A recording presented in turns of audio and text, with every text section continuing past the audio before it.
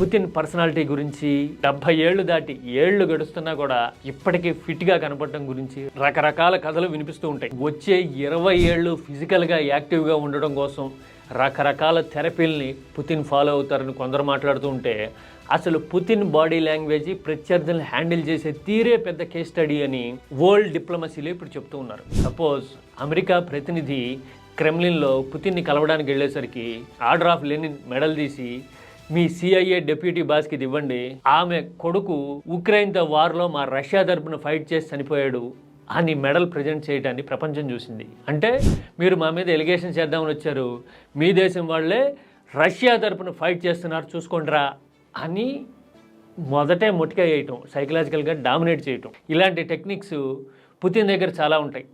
ప్రత్యర్థులు ఎవరైనా వస్తే కనుక ఆ దేశంతో రష్యాకు ఉన్న డిస్టెన్స్ని బట్టి టేబుల్ పొడుగు మారుతుంది అని కూడా చెప్తూ ఉంటారు. టేబుల్ ఇంత పొడుగుంది, పుతిన్ ఈ చివరు ఉన్నాడు అంటే వాళ్ళిద్దరి మధ్య చాలా దూరం ఉందని అర్థంట. ఇలాంటి టెక్నిక్స్ పుతిన్ దగ్గర చాలా ఉంటాయి.